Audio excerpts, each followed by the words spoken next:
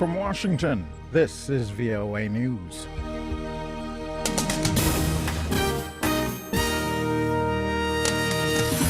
U.S. aircraft carrier ordered to the Gulf in response to Iraqi crisis.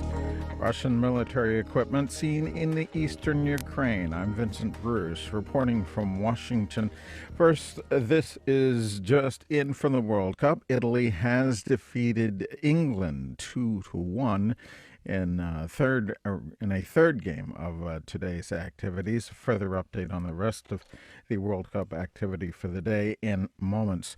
The United States has ordered the aircraft carrier USS George H.W. Bush from the North Arabian Sea to the Gulf.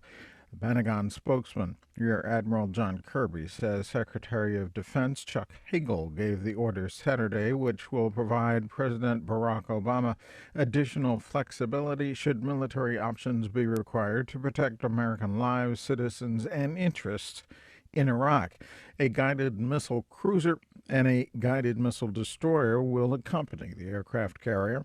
Friday, President Obama said U.S. ground forces would not be used in Iraq, but other options were being considered. We will not be sending U.S. troops back into combat in Iraq, but I have asked my national security team to prepare a range of other options that could help support Iraq security forces. Nikolai Milodinov, a special representative of the UN Secretary General visiting a refugee camp in Erbil, Iraq, says the situation in Iraq will be dealt with what he believes will be a measured response by U.S. and Iraqi forces. I think any use of force at this point needs to be very carefully calibrated, and I'm sure the Americans and the Iraqi government will make everything that is necessary to make sure that as the Iraqi authorities use force to resolve this crisis, that is done in a very, very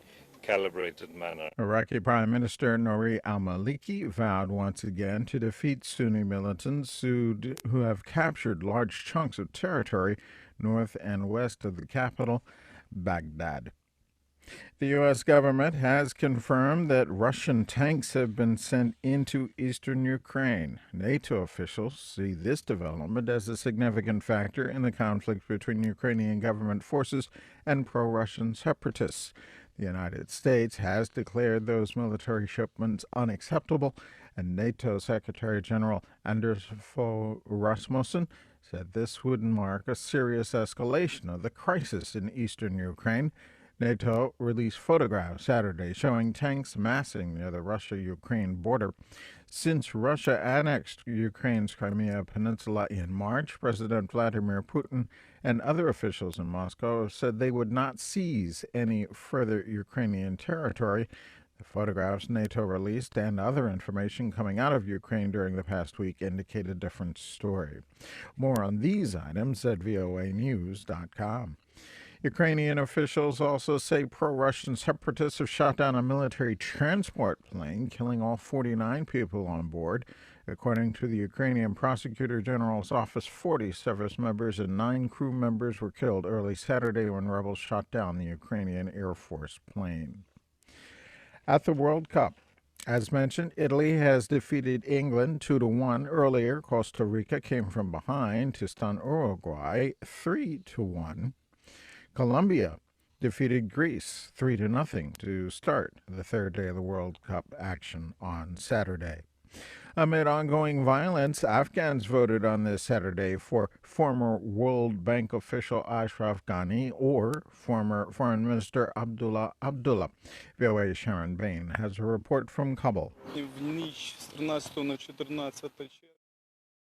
As the polls closed around the country, voters proudly held up their ink-stained forefingers to prove that they had cast their ballot in what is the final round of elections. One